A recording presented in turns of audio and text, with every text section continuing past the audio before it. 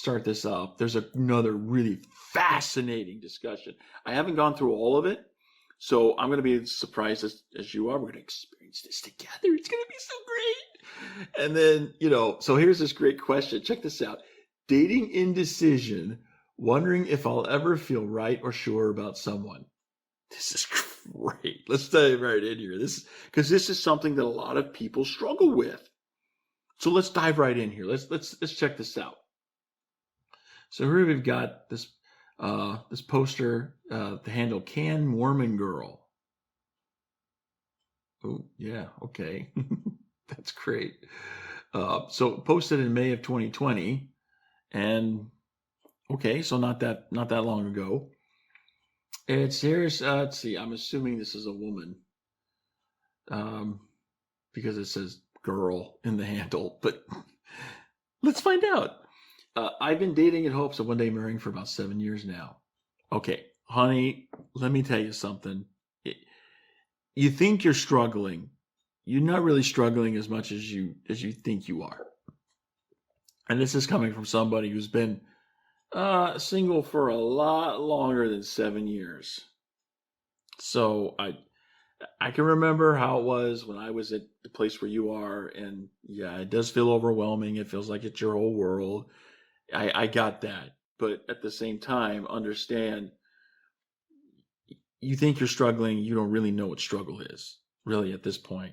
And not to say that I'm not going to feel compassion for you, because I do. But at the same time, I understand there's a lot more deeper struggle that's going on than what it just put things in perspective. That's all I'm trying to do, just put things in perspective. Dated a lot of different guys during that time. Even got engaged to one. I'll admit, never fully sure about marrying him. Well, considering you're still single, that not unexpected that would be the result. I never felt sure about any of the others either. Again, so shocking that would be the result, right? Go figure. Now I'm in probably the healthiest relationship I've ever been in. Been dating for about 7 months. He says he wants to marry me. He's very patient in regards to how long I want to wait before making that decision, how I feel about it. So that definitely speaks good for him. He's got a lot of great qualities that are important to me. I still feel indecisive. I have sought the advice of many. I still wonder and grapple with the question, am I just struggling with indecision and perhaps perfectionism, or is there really just something important that is missing in our relationship? I know I can't expect perfection, nor am I looking for anyone to complete me, yet I still think to myself, it would be nice if I was more attracted. It would be nice if I was more attractive. This is the natural woman coming out. And you don't want to follow the natural woman. You want to follow the covenant woman. The natural woman is interested in self-gratification. She's always going to be looking for something better.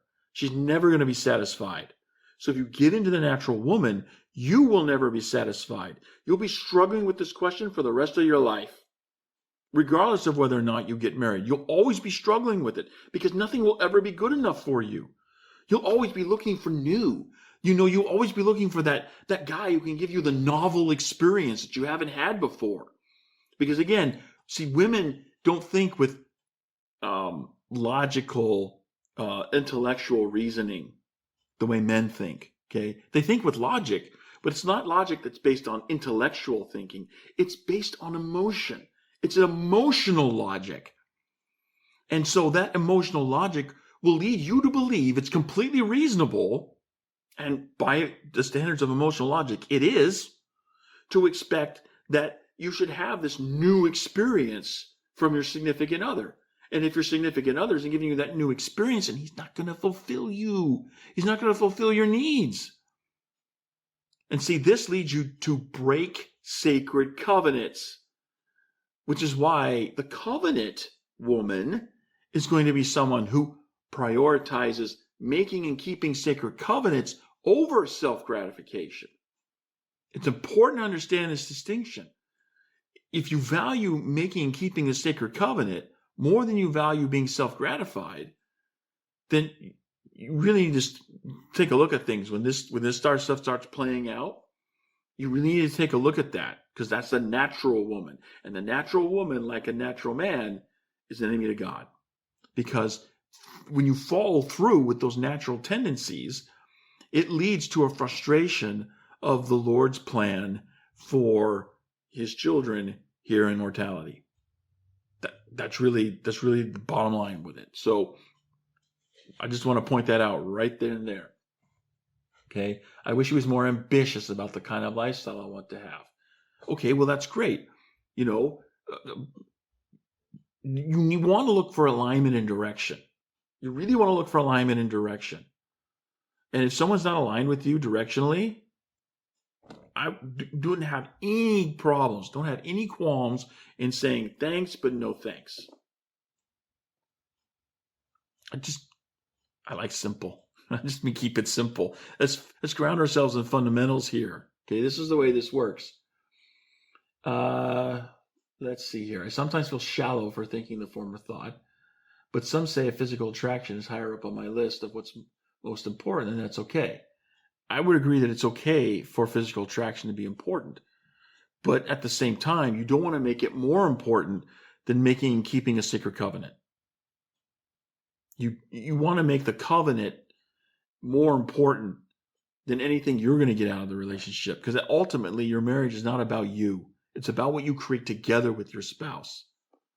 And physical attraction, it's great if it's there, but it's not an essential requirement for a relationship that brings pure joy and fulfillment into your life. So it's okay if you want it. There's nothing wrong with wanting it, but just understand that there should be priorities here, and some things are more important than others in the long run. So let's see. A lot more to it than just a purely physical aspect. That's true, because there is more to attraction than just the physical. See, when you're young and you got these hormones bursting in you, it's really easy to think that the physical aspect is the only aspect to attraction. But the truth of the matter is there are multiple aspects to attraction. There's intellectual attraction, emotional attraction, social attraction. There's spiritual attraction. There's all different kinds of attraction. So it's not just the physical. And you really want to get somebody who's more of the whole package and not just the one aspect. I've experienced very strong physical attraction to former boyfriends. I sometimes find it very hard not to compare those feelings. I know it's not fair to or very productive. Again, you're following the tendencies of the natural woman. And these are tendencies that you really need to look at and, step back, become aware of what's going on, and then put in place habits that lead you to more joyful covenant living. You want to become a covenant woman, not the natural woman, the covenant woman. And realistically, okay, this is just as true for the men as it is for the women. There's covenant men and there's natural men. And those of us who are men, we want to be covenant men. So you want to value the covenant more than you value self-gratification. Now, that doesn't mean that you don't have any desires at all, that you don't look to fulfill anything that you want. You want to make sure that you're aligned in the direction that you're going to head in. You want to make sure that you're aligned in the basic values that you have for your life. Those things are important, but, at the same time, you don't want to become what you want to be the overriding consideration. The overriding consideration needs to be, am I marrying a good person who's going to help me make and keep a sacred covenant? Because that's ultimately what we're looking at. We're looking at the eternal progression. And in order to progress eternally, what's the next covenant that you need to make to have that progression? So you're looking for someone who's going to help you with that covenant, to make it and then to keep it after you make it. And it's, from what you said about the guy so far, it sounds like he's going to do that. Now, maybe there's more here that I haven't read yet, but like I said, I haven't read through all of this yet. So let's get back to this. So